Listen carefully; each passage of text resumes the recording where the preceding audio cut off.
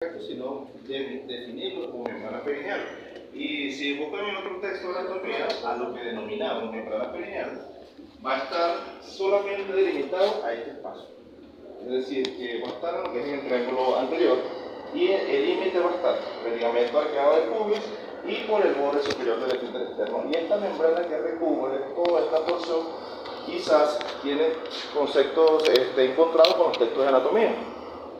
Y en ese punto nos vamos a quedar con el concepto que establecía el libro de González Merlo y lo podemos establecer tal cual como seguramente lo visto en anatomía, que nos vamos a quedar en un plano superficial y un plano profundo. En el triángulo urogenital va a estar por el músculo cavernoso, la membrana transversa superficial del perineo, que son los músculos que siempre o casi siempre ustedes van a ver afectados en los procesos del parto, sobre todo cuando le hacen una episiotomía.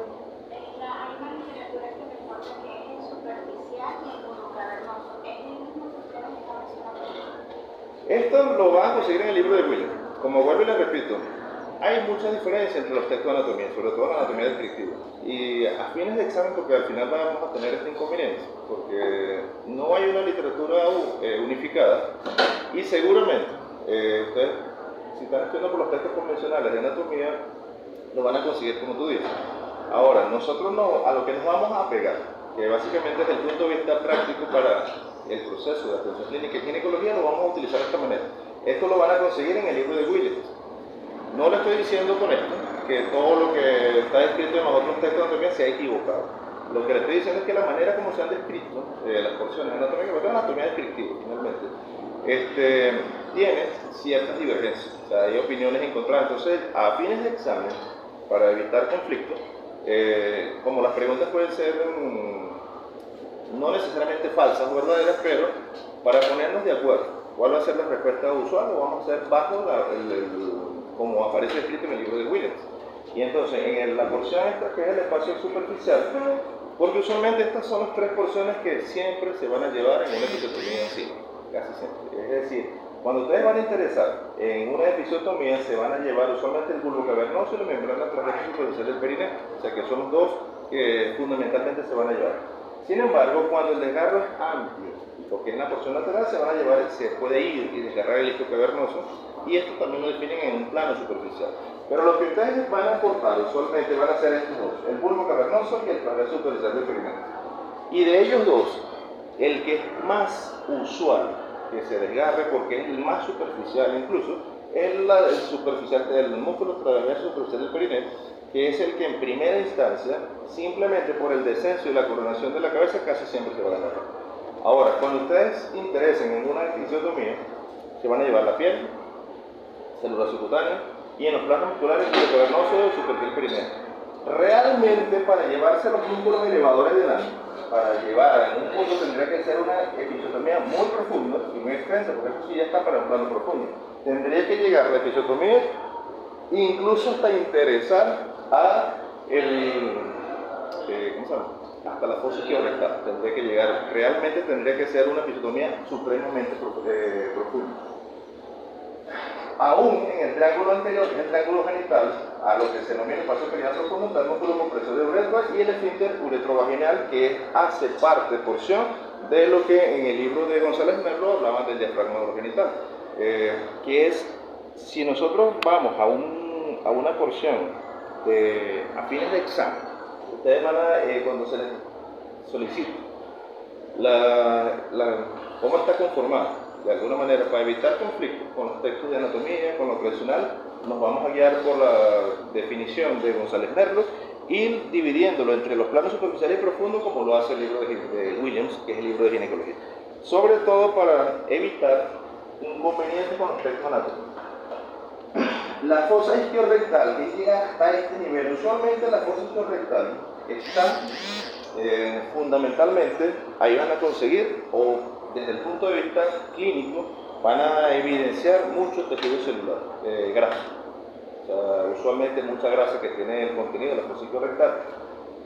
Llegar hasta allá, en una episiotomía, que inicialmente parte desde aquí, entonces tendrá que ser una herida que se vaya hasta aquí e interese a la fosa isquiorrectal. Realmente, pues, probablemente va a ser quizás más de 10 centímetros, dependiendo de de la contextura de una mujer y llegar hasta interesar planos profundos con una episiotomía realmente no es simple y tendría que ser una episiotomía demasiado grande.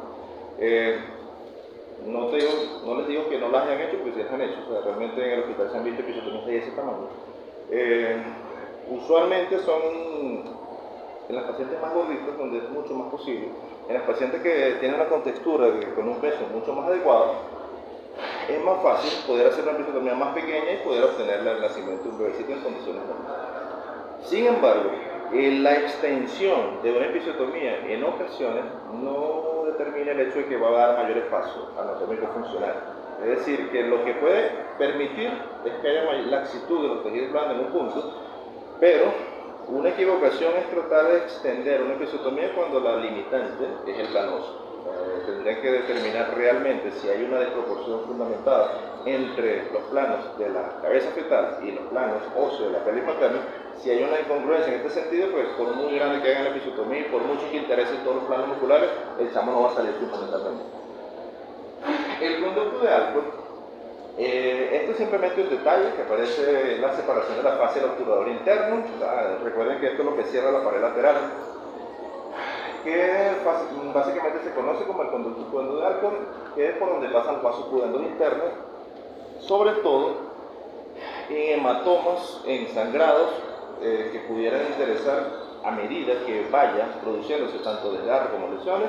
Pueden provocarse hematomas, desgarros, sangrados que pueden, y incluso los vasos pudendos a ese nivel se lesionan realmente con cierta frecuencia y pudieran representar un problema clínico de resolución. Ahora, desde el punto de vista de efecto constrictor de la vagina, porque esa es una de las situaciones que ayudan a mantener el soporte pélvico. Los ejercicios que se hacen para que aumente el tono muscular, porque hay una porción donde la vagina tiene como un plano circular muscular que se comporta fundamentalmente como los esfínteres. Los esfínteres es un plano donde se cierra y se puede contraer y relajar. Los músculos que están ahí en ese punto serían, de manera fundamental, el bulbo esponjoso, el cubo vaginal, que serían los que le dan un tono aumentado a la vagina. Y ustedes recuerden que la mujer cuando frena las ganas de orinar, en ese preciso momento contrae todos los esfínteres que se encuentran a nivel de la vagina. Por eso, una de las maneras, como el músculo esfínter externo de la uretra y el esfínter uretrovaginal se encuentran relacionados en este punto, cuando se le mandan a hacer ejercicio a la mujer para aumentar el tono vaginal, es tal cual como cuando está orinando y cierra las ganas de orinar, o sea, porque todos se comportan de la misma manera. Cuando una mujer está en el proceso de micción y cierra voluntariamente el proceso de micción, contrae tanto el músculo esfínter externo de la uretra como el cubo vaginal, el bulbo esponjoso de igual manera. Cuando se le refiere que haga esto para tratar de contraer los músculos vaginales, de esta forma puede aumentar el ritmo. Con respecto a los ejercicios, hay unas pelotitas que son de soporte para hacer ejercicio de su mismo músculo. ¿Qué tan cierto puede ser con respecto a lo que está haciendo como antes de la contracción? No, eso es cierto. Lo que le estaba diciendo, esto de cerrar la micción, es solamente como un punto de referencia, porque se describió que si lo hacen cada vez que van a orinar, esto más bien puede repercutir negativamente en un proceso de incontinencia. Es solamente porque lo tengan de manera referencial. Sin embargo, se refiere hay algunos otros dispositivos, incluyendo hasta manifestaciones durante el acto sexual que pudieran tratar de contraer. Lo que pasa es que hay personas que de pronto no saben identificar bien cómo hacer esto. Una manera es tratar de que logren identificar lo que van a contraer como cuando están en la micción, o si hay algún objeto dentro de la vagina que puedan contraerlo directamente. Esa es la forma de que puedan hacer contracción de los músculos que actúan como esfínteres a ese nivel, aumentando el tono muscular, y de esta manera aumentar el tono muscular disminuye el riesgo de prolapso, o por lo menos mantener el sistema de soporte un poquito más adecuado. Los ejercicios de Kegel, exactamente. Sin embargo, en otro texto parece que cuando hay algunas mujeres cuando se están poniendo un pantalón, un jean, que le cuesta ponerse, hay algunas que les cuesta subirse un jean, y entonces hacen empiezan a tirar como patadas cuando se empiezan a poner el pantalón, En ese mismo proceso también contraen los músculos del diafragma genital. Esa es otra manera como se le hace referencia a la forma de cómo contraer el músculo vaginal. Entonces, puede ser tal cual como hacer esto, tal cual como cerrar el proceso de micción en el proceso que lo están realizando, pero no se recomienda, esto es solamente como un punto referencial, pero para repetirlo durante el día no se recomienda que lo hagan durante la micción, o sea, solamente un punto referencial para que logren identificar cuáles son los músculos que van a contraer y luego hacerlo fuera del proceso de micción. Porque resulta que si lo hacen durante las micciones de manera muy repetitiva, esto puede tener efectos que repercuten de manera negativa sobre, como por ejemplo, sobre la incontinencia. Entonces, el músculo de esfínter externo de la uretra básicamente se va a comportar como para cerrar de forma voluntaria, pero resulta que hay una porción ustedes saben que la vejiga es un órgano social, que ustedes pueden llegar y regularlo de manera voluntaria. Es decir, si ustedes están en una reunión, tienen que orinar, ustedes pueden aguantar. O en su defecto están orinando, detener el proceso de micción a voluntad. Hay otra porción del músculo del defecto de la micción que ya es involuntario. Pero el esfínter externo de la uretra sí lo pueden hacer a voluntad, es decir, lo pueden contraer de manera voluntaria.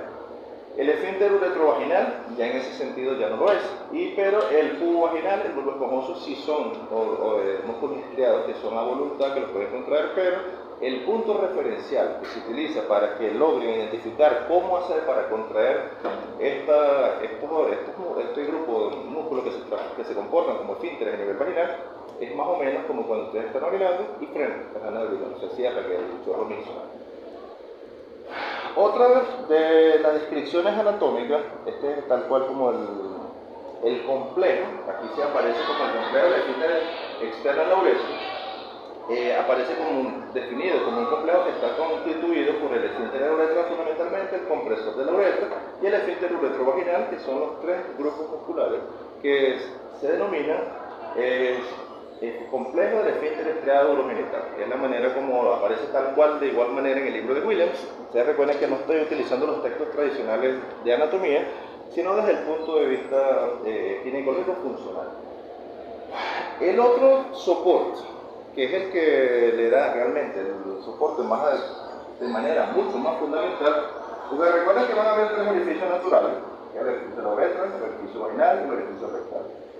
Ustedes ven que esto funciona como si fuera una forma como de marca, esta es otra forma como de este sentido, dándole un sistema que básicamente va a funcionar como eso, como una marca dándole soporte para que no descienda más allá. Este grupo muscular que se cierra a este nivel, este que ven en este sentido,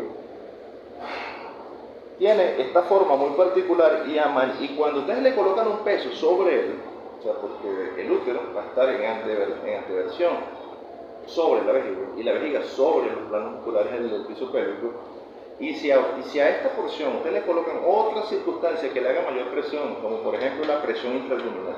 La presión intraabdominal, ¿por qué aparece? Porque aumenta lo que son maniobras de Valsalva, todas. Desde la tos, estreñimiento, levantar peso muerto, los pujos involuntarios sobre el trabajo de parto, y eventualmente, si ustedes ven que el útero está sobre la vejiga sobre los músculos del piso pélvico, un útero que mide 6, 8, 9 centímetros en condiciones normales, que puede pesar 60, 90 gramos, ahora va a contener a un muchacho de 3,5 kilos, todo ese peso va a estar conectado sobre este sistema de soporte y en algún punto los planos musculares van a ceder. Inicialmente los primeros que van a ceder son los ligamentos, el sistema ligamentario. Los ligamentos de orientación van a elongarse por el crecimiento natural uterino. Ustedes ven que el ligamento redondo se va a ir elongando progresivamente. Pero si, como les dije la vez pasada, pero en un ascenso acelerado del útero, como por ejemplo en el ascenso patológico, el anillo de Mann o el segmento inferior demasiado aumentado, como en la inminencia de la ruptura uterina, los ligamentos no van a ceder de manera tan acelerada y se van a tensar. Y ustedes pueden conseguir que es como un signo clínico, que es el signo de Frommel, que es el que aparece en la inminencia de la ruptura uterina. El signo de Mann, que es el ascenso patológico del anillo de Mann, el signo de Frommel, que es el tensamiento de los ligamentos redondos palpados a través de la pared abdominal, es lo que se denomina el síndrome de Mann-Frommel, que es el que aparece en la clínica de una inminencia de la ruptura uterina. Ahora, los tres haces que comprenden el músculo elevador del ano van a estar el cubo rectal, el cubo coxígeo y el iliocoxígeo. Son los tres haces que representan el músculo elevador del ano, los tres haces que conforman el músculo elevador del ano. Ahora, ellos están en un plano realmente profundo, o sea, difícilmente ellos se van a lesionar que estén los secciones. En una episiotomía eso realmente no va a suceder, a menos que sea una lesión demasiada intensa, eso realmente no ocurre. Pero se van a ir lesionando por lo que les comentaba del peso uterino, porque resulta que sobre esto, que es lo que cierra la bóveda inferior, va a ir descansando todo el peso intraabdominal. Si le sumamos la presión intraabdominal convencional, el aumento del útero grávido, el útero grávido contempla el bebé, el líquido, la placenta. O sea, eso es el peso que le va a ir cayendo. Y si un embarazo gemelar, pues eventualmente eso quizás no necesariamente se duplique, pero usualmente es un poquito más grande. No se duplica porque los embarazos gemelares difícilmente llegan a término completo. O sea, un embarazo gemelar que llega a 39 semanas es muy difícil. Un bebé para alcanzar los 3 kilos, 3 kilos 500, siendo un embarazo gemelar es muy raro. O sea, usualmente los embarazos gemelares terminan pretérmino, terminan antes de las 37 semanas, y ocasionalmente los embarazos gemelares siempre son bebés muy pequeños. O sea, siempre un bebé pesa 2 kilos, 2 kilos 100, 1 kilo 800, terminan pesando los bebés gemelares, y dependiendo si es el número de orden mayor, o sea, si son 12, son 3, son 4, son 5, dependiendo del número de gemelos que haya, el peso quizás va a ir en sentido contrario. O sea, mientras más chamitos tengas, probablemente más prematuros van a salir esos bebés y con menor peso. Pero la sumatoria de todos probablemente va a dar mayor peso que un embarazo simple, por supuesto. Pero no técnicamente se duplica. O sea, no porque, por ejemplo, un embarazo simple, el bebecito puede llegar a pesar 3 kilos 500, 3 kilos 800, y en un embarazo gemelar puede alcanzar los 4 kilos 400 entre los dos. O sea, no es que cada bebé va a alcanzar el mismo peso que un embarazo simple. Y todo ese peso, por supuesto, va a recaer sobre el plano muscular, que como les dije anteriormente, es lo que va a cerrar la vuelta pectoral en el sentido contrario, en el sentido de la pelvis. Todo sobre eso, o sea que eso es como el fondo, vamos, si lo ven así como si fuera como una bolsa, ustedes meten el contenido dentro y lo que cierra el fondo de la bolsa va a ser los músculos elevadores del ano fundamentalmente.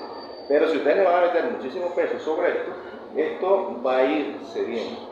Y lo que cierra por la parte lateral, como les había comentado, es que en la parte central, donde fundamentalmente va a estar, y en la parte lateral va a estar el músculo superior interno y el músculo piriforme, que es el que va a estar a este nivel, cerrando la parte lateral de la cavidad pélvica. Por tanto, de igual manera, es posible que estos músculos se lesionen, pero fundamentalmente lo que le da soporte real, porque es la parte central, es como si fuera el borde inferior de una bolsa. Si ustedes lo ven así, se ve como un espacio que es abovedado en la parte inferior.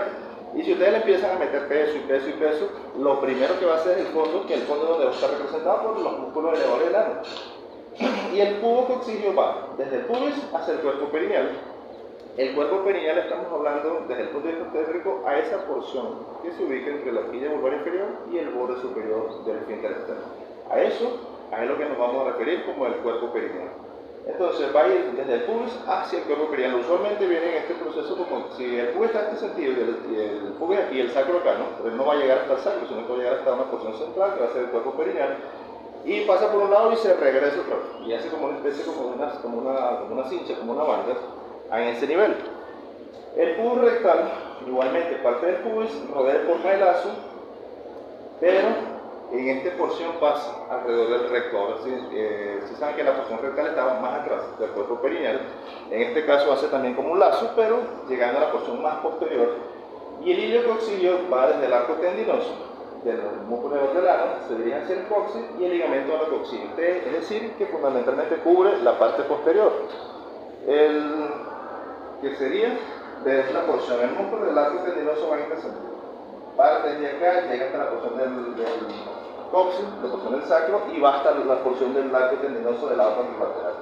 Uno viene en este sentido, el otro llega mucho más atrás y el otro pasa en esta forma lateral. Usualmente todo esto hace como una forma, como una especie de, como una marca fundamentalmente, va a ser como una especie como de U, dándole el cierre hacia el fondo del sacro como si lo viésemos como si fuese una bolsa. ¿Cuáles son las funciones de esto?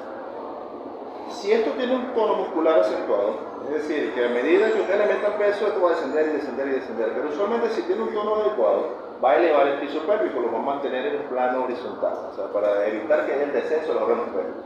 Comprime la vagina, uretra, recto, o sea, fundamentalmente los tres orificios naturales que están a este punto. Reduce el hiato genital, suspende la pared vaginal en la pelvis, y fundamentalmente es el principal sistema de soporte de los órganos pélvicos. Cuando esto se lesiona, cuando el plano muscular cede, ¿qué queda en último recurso? Los ligamentos de suspensión. Pero los ligamentos también van a ceder. O sea, al final de cuentas, cuando hay una lesión en los planos musculares, seguramente el descenso de los órganos pélvicos va a ser inevitable. Si el plano muscular se lesiona, ¿cómo hace para lesionar los planos musculares? Uno, los embarazos, los partos y las entidades crónicas repetitivas. Es decir, mujeres que sufren de estreñimiento durante muchísimos años, seguramente van a terminar con un prolapso. Mujeres que sufren de tos crónica durante muchos años van a tener una situación de un prolapso. Las mujeres que levantan más peso del que pueden levantar, por ejemplo, en el gimnasio, o sea, si están levantando mucho más peso de lo que quizás es adecuado para ellas, probablemente puedan terminar con un prolapso. Mujeres que por circunstancias laborales tienen que cargar un saco de maíz, no sé, tobos de agua, cajas de cerveza, lo que sea, que implique levantar mucho peso, probablemente va a terminar con un prolapso de órganos pélvicos. Por tanto, toda mujer en condiciones convencionales tiene cierto riesgo de sufrir un prolapso en su vida. Y no necesariamente se prolapsa todo. O sea, hay mujeres que se le prolapsa la pared anterior, hay mujeres que se prolapsa solamente la parte central, hay mujeres que se le prolapsa la pared posterior. Y es decir, que dependiendo del tipo de prolapso que tenga, puede ser, si es anterior, un cistocele, si es central, un histerocele, si es posterior, un rectocele, que es la manera como se define. Se le coloca estos nombres, dígame. En todo caso, el tratamiento siempre va a ser En primera instancia, si no es muy intenso, mejorando el tono muscular pudiera ser una solución. O sea, los ejercicios de Kegel o utilizar estimulación eléctrica incluso sobre los planos musculares, que es la terapia de rehabilitación del piso pélvico, pudiera mejorar en primera instancia. Se ha puesto de moda la cirugía láser, que es el tensado vaginal, que se denomina, que colocan un dispositivo dentro de la vagina, aplican un estímulo láser sobre la mucosa vaginal, aumentando la tonificación del plano vaginal, pero ustedes se darán cuenta que mejorar el tono muscular es importante porque, repetimos, el principal sistema de soporte va a ser el plano muscular. Pero si hay un descenso muy notorio de todo lo que son el sistema ligamentario, difícilmente con solo esto se va a poder corregir. Ahora, hay prolapsos que son muy severos y no hay manera de que esto se pueda corregir si no es con una cirugía. Ya no va a haber forma. Porque nosotros tenemos que volver a subir el sistema que se descendió al punto de origen. Por tanto, cuando el prolapso es leve, puede mejorar con ejercicio de Kegel, puede mejorar con terapia de rehabilitación del piso pélvico, incluso llegar a lo que se llama tensado vaginal, que eso es aplicar cirugía láser.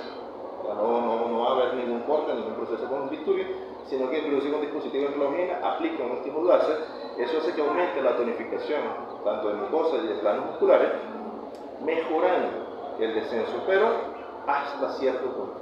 Llega cuando ya se hace muy severo, ahí ya no vale nada, lo único que vale es la cirugía. O sea, ya en ese caso tendría que ir a cirugía. Por tanto, aparecieron los famosos niveles de Delancey, o sea que lograba tratando de establecer exactamente cuál fue el sistema de soporte que se lesionó, para ver qué es lo que se va a arreglar y cómo es que se va a arreglar. Entonces usualmente son 3 niveles, o sea lo definen como los 3 niveles de Delancey.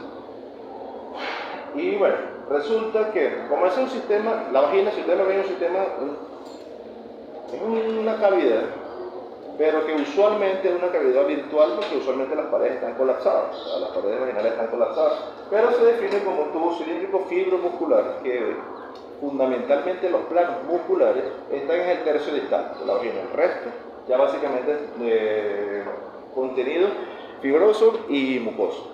Entonces, si lo ven en este sentido, este es el útero de la cúpula, la vagina iría de aquí a aquí, todo va a tener con el núcleo vaginal. El útero atraviesa la cara anterior de la vagina, por eso es que la cara anterior de la vagina es más corta que desde el punto de vista descriptivo anatómico, la pared posterior de la vagina va a ser más larga que la pared anterior, porque la pared anterior está atravesada. El cuello uterino, y esto por supuesto le resta estos centímetros, se le quitan a lo que es la pared anterior. Entonces, si la lesión está a este nivel, o a este nivel, o a este nivel, las correcciones van a ser diferentes. Entonces los niveles 1, 2 y 3 de Delancey, dependiendo en dónde ocurrió la lesión, porque resulta que si el útero es el que se vino, cuando ustedes examinen a la paciente, ven que el útero desciende y llega hasta aquí, el sistema de lesión está a este nivel. Ahora, ¿qué hace que el útero se mantenga exactamente aquí? Entonces, si ven que un ligamento llega por aquí, y otro ligamento está por acá, que es el ligamento de Máquina, o el ligamento cardinal, y esto se dejó descender, pues fundamentalmente lo que se lesionó son los ligamentos de Máquina, los sistemas y los ligamentos uterosacros. En este punto representa lo que es el hiato genital, que es este nivel, y todo lo que es la porción central del conducto de la vagina, usualmente se puede representar o por descenso de la pared vaginal anterior o por descenso de la pared vaginal posterior. Si se deja venir la pared vaginal anterior, se denomina como un círculo célere porque básicamente reposa sobre esta parte y sobre esta parte reposa el recto, porción del recto, que es una porción móvil. Entonces, con esto se defiende, se defiende recto célere, con esto se defiende un círculo célere, cuando esto es lo que se viene un icterocélere. Y si es el fondo del saco posterior y está como herniado en este sentido, se denomina enterocélere porque todo esto va a estar ocupado por los vasos intestinales. Esas son las maneras como usualmente se define. Cuando es el nivel 1 de Delancey que se lesionó, que básicamente es el sistema de suspensión, a este nivel usualmente va a estar interesado la lesión. Más importante va a ser los ligamentos cardinales, los ligamentos de McEnroe fundamentalmente. A esto se le denomina lesión en el nivel apical, porque resulta que cuando está el útero se desciende el cuello, pero si el útero no estuviese, porque la paciente está operada de una histerectomía, va a estar en la cúpula vaginal. Ahora el nombre, ya el cuello no está, se elimina y esto va a estar cerrado, va a estar una forma de un tomo superior. A eso se le denomina la cúpula vaginal, y cuando la cúpula vaginal se desciende, ahora es un prolapso de cúpula. En primera instancia, cuando es el útero que está en histerocélere y cuando es la cúpula, es un prolapso cúpula vaginal.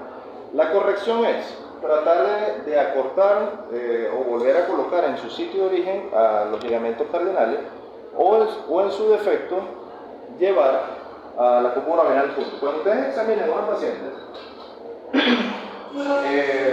la van a poner usualmente la ponen a pujar a una maniobra valsalva y la paciente va a pujar y desciende. Si esta es la pared vaginal anterior, ustedes van a tener una situación particular. Yo les he dicho que la vagina tenía arrugas en los pliegues transversales. En este caso, cuando es a este nivel, la característica de las arrugas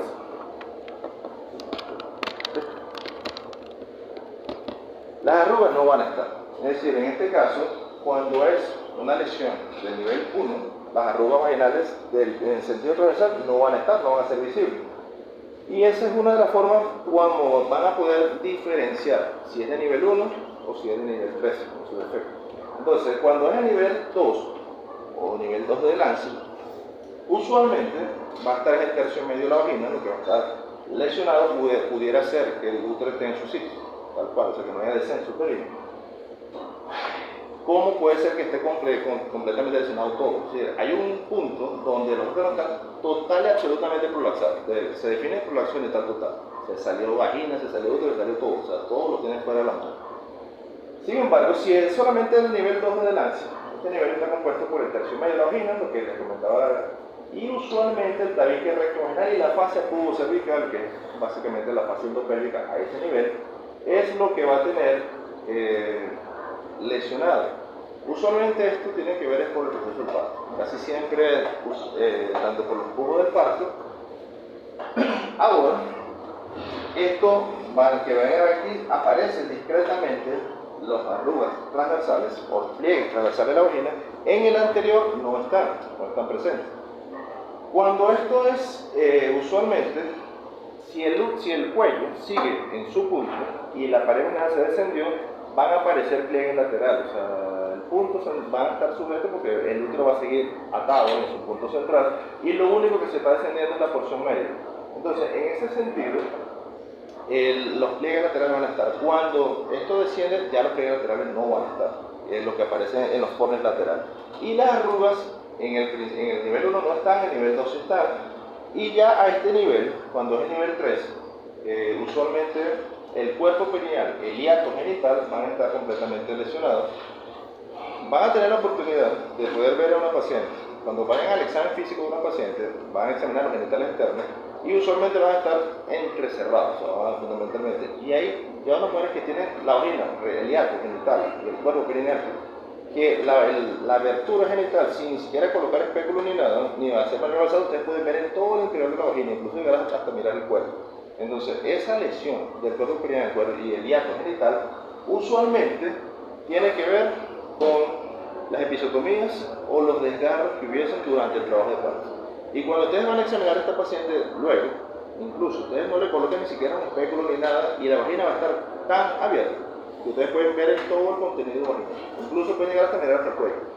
Esto para volver a corregirlo tienen que cerrar el hiato genital y cerrar el cuerpo. Esto tiene que ir a una cirugía. O sea, aquí ya no vale ejercicio de Kegel, aquí no vale nada. Esto tienen es que cuando ustedes hicieron el parto o cuando ustedes tuvieron el trabajo de parto, ¿qué pudo haber pasado? Ustedes hicieron una episiotomía correcta, no fue muy amplia, no fue muy grande, el sangrado fue mínimo, el parto fue totalmente satisfactorio, pero cuando se dedicaron a reparar la episiotomía, no juntaron los planos musculares, es decir, cerraron mucosas, cerraron los planos medios que es el tejido celular subcutáneo, incluso el tejido adiposo, y los planos musculares ustedes lo dejaron sin corregir. O la otra es que haya tensión. ¿Eso es posible que pase? Eso es posible que pase. Incluso ahí durante el proceso de la corrección, el orificio de la rosquilla vaginal, entonces se fue en este sentido, pero como eso se edematiza, o sea, porque a veces se edematiza de tal manera y se descuadra, y si la paciente es muy gordita, cuando ustedes empiezan a corregir esto, se dan cuenta al final que quedó torcido todo porque pegaron el plano medio con el plano posterior y eso lo tienen que arreglar. Entonces, en ese sentido, una corrección inadecuada de un desgarro vaginal puede terminar en una lesión del hiato genital, el cuerpo perineal, y eso representar también un tipo de lesión de órganos pélvicos. Es decir, que ustedes hicieron una episiotomía bien, el parto normal, el besito se le ve, no hubo un sagrado, pero cuando se sentaron a empezar a rafiar a la mujer, no raciaron correctamente los planos musculares y lamentablemente eso queda con un defecto. Y ese defecto se traduce que cuando ustedes examinen a la paciente, ustedes van a ver la vagina tan abierta que inclusive pueden hasta mirar en todo el proceso vaginal. Ahora, ¿qué problema va a tener esta mujer? Dolor durante las relaciones sexuales inadecuadas, prolapso de órganos pélvicos, incontinencia urinaria. Es decir, que una corrección incorrecta de un proceso simple, como una episiotomía que pareciera como un proceso simple, si no lo hacen de manera adecuada, le puede provocar un daño a la mujer tanto en la parte personal como en su relación de pareja incluso. Doctor, a su experiencia, haciendo la episiotomía teniendo ciertos beneficios, pero que también tiene tantos riesgos implícitos como en su experiencia, además de la obesidad y además del tamaño del bebé, ¿qué otros factores de riesgo me pueden servir como para saber si me puede cumplir una episiotomía o simplemente una hambre de sí? Bueno, la episiotomía, ya anotaron la asistencia, porque aprovechen y tomen la asistencia. La episiotomía, si bien es cierto, no es protectora en todos los casos. Eso es lo que llevó a la situación de que se denomina restrictiva, porque no se realiza a todas las pacientes. O sea, tiene que llegar a un punto. Es difícil que esto que le voy a decir, pues lamentablemente es parte del crecimiento. Ustedes se van a dar cuenta que en algún momento se van a equivocar con una paciente, se van a equivocar. Le van a hacer una episiotomía a una paciente que no la necesitaba. Ustedes van a llegar a un momento de que están en el proceso de trabajo de parto y le van a hacer una episiotomía y se van a dar cuenta que quizá la episiotomía ni es significativa, ni es muy grande y pues el sino salió con total facilidad. O incluso van a llegar a otro punto que le van a hacer una episiotomía a una mujer que no termina del parto. O sea, que usted le hace una tremenda episiotomía y el parto no evoluciona, no termina y va por una cesárea. Y después de la cesárea tienen que venir a corregir la episiotomía que le hicieron porque el bebé al final no salió. Entonces, por eso es que determina que hay un juicio clínico importante, que eso lamentablemente no hay otra curva de aprendizaje que es la exposición repetitiva y frecuente a los trabajos de parto. Entonces, cuando ustedes lleguen al punto de tomar la decisión de que si la episiotomía es o no es adecuada, lamentablemente les voy a decir que quizás les va a suceder que en algún momento se van a equivocar, porque ustedes van a tener que tomar una decisión incluso solo, porque pudieran pedirle la opinión a alguien durante los primeros meses de formación, pero va a llegar el momento que ustedes le van a hacer episiotomía y se van a dar cuenta que van a lograr comparar muchos parámetros, tanto el crecimiento del bebé, la distensión vaginal, el proceso de descenso y de aceleración del trabajo de parto, ¿Y qué les va a pasar? Sí, se van a equivocar en algún punto de hacerle una episiotomía a una mujer que no era necesario, o incluso hacerle una a una que no era menos necesaria, porque total no terminó pariendo en lo más mínimo. Y ahí van a haber otras que ustedes se lo van a hacer y el parto va a terminar y probablemente ustedes consideren que fue por la episiotomía, pero en ocasiones no va a ser así. Ahora, y hay otras que era totalmente necesario hacer. Entonces, ¿en qué punto quedamos si no hay un sistema de medición objetivo que podamos establecer? Mira, a esta sí es totalmente adecuada la episiotomía, a esta no. Cada quien lo va a tener que aprender a una curva particular, pero la única forma es la atención clínica repetitiva, o sea que ustedes estén expuestos a muchos trabajos de parto y logren alcanzar la pericia clínica de poder determinar con el grado de descenso, encajamiento, fenómenos plásticos que esté haciendo el chavo, porque los campos sociales son importantes. ¿Sí? Doctor, entonces esto también predispone a que sea más frecuente hacer una episiotomía en una nulípara que en una mujer que ya haya tenido. Mira, esa es una idea que se fundamentó hace muchísimo tiempo, que a todas las nulíparas era episiotomía, o sea, a toda mujer que nunca había parido, para evitar desgarro en múltiples sentidos, porque sabe que cuando usted le hace una episiotomía, una de las finalidades es que el desgarro sea controlado, es decir, que se vaya solo por ahí. O sea, que cuando usted le hace un corte, si se va a seguir desgarrando, que lo haga por ahí, por la episiotomía. Pero resulta que cuando no hay episiotomía, los desgarros pueden aparecer en múltiples sentidos, pueden aparecer hasta se desgarra el clítoris, la uretra, las caras laterales, o sea, puede haber muchísimas lesiones cuando uno permite que se desgarre en todos los sentidos. La finalidad era esa, pero no todas las primigentas quizás necesitan una episiotomía. De hecho, hay una publicación del Hospital Clínico Barcelona que el masaje perineal ayudó a mantener más perineos intactos si se realiza el masaje perineal durante el embarazo, y que eventualmente durante el trabajo de parto el masaje perineal lo que hizo fue evitar desgarro de tercer y cuarto grado, o sea, lo que hubo, o sea, el beneficio. Pero durante el embarazo el masaje perineal ayudó a mantener más perineos intactos, es decir, que posiblemente hay estudios donde no se les haga a las primigenias. Ahora, ¿a qué primigenia se lo vas a hacer? Vuelvo y le repito, que cuando la tengan enfrente ustedes van a tomar esa decisión. Con respecto a la práctica clínica, ¿usted aquí en Venezuela recomienda masaje perineal? El masaje perineal, la literatura dice que sí, o sea, la evidencia está, o sea, no es un conocimiento empírico, o sea, hay evidencia que sustenta el beneficio del masaje perineal. Y si lo pregunta basado en evidencia, se tiene que recomendar. El problema es que como no es algo rutinario en Venezuela, como no es algo, no en Venezuela, yo creo que en algunos países latinoamericanos no es común esta práctica, entonces yo creo que se necesita inicialmente un poco de promoción de salud en este aspecto, o sea, que se haga del conocimiento público y notorio lo del masaje perineal, primero, porque si de repente un obstetra tiene este tipo de prácticas y el resto de los obstetras no la convalida, se puede ver mal. O sea, que de repente un médico obstetra ande haciéndole masajes perineal a las mujeres que él ve y el resto diga, ¿y eso como para qué? Entonces se ve como extraño. O sea, que de repente haya un obstetra haciéndole masajes perineal a las mujeres y aunque él le diga, mira, está la evidencia, está todo lo demás, pero creo que el inconveniente con la masaje perineal es la poca promoción de salud que hay. Pero se le podría recomendar durante... Se le puede recomendar que incluso para evitar conflictos, yo creo que es una manera de empezar, pues se supone que el médico obstetra debe indicarle cómo se hace, para que ella sepa cómo, y después ella lo hace sola en su casa. Porque no es que el médico obstetra lo va a hacer todos los días, ¿no? Otra cosa, la literatura recomienda que, de hecho, si la persona está de acuerdo, lo puede recomendar con su pareja, o sea, con su esposo, ya a partir de las 34 semanas, porque inclusive 72 horas antes del parto puede ocasionar el edema. Eso es correcto. Entonces, se supone que es así, ¿viste? Pero entonces, creo que si tú me preguntas si funciona, bueno, la evidencia dice que sí. O sea, y la evidencia es, siempre nosotros nos basamos en medicina basada en evidencia, o sea, datos científicos. Y si me preguntan eso es cierto, bueno, ahí los datos lo respaldan, o sea, ahí está. O sea, no es que sea un mero dato caprichoso ni una impresión individual, o sea, los datos respaldan este hallazgo. El inconveniente que veo es ahorita la poca promoción de salud que tiene en Latinoamérica y sobre todo aquí en Venezuela. Yo pienso que si se empieza una campaña publicitaria sobre esto y que sea de un conocimiento y que evite malos entendidos, debería empezar a ser una práctica común. ¿Cuál ha sido el beneficio mayor? Solamente las mujeres saben lo que padecen con los prolapsos. Aquí sí definitivamente es una situación de género, o sea, las que padecen los prolapsos son las mujeres. Entonces, dígame. Doctor, ¿con qué frecuencia se presentan lesiones en el piso pélvico? Mira, la frecuencia se establece que Es algo común en la consulta de una mujer joven, por ejemplo, y el láser CO2 es tratamiento para esta lesión. cuando, por ejemplo,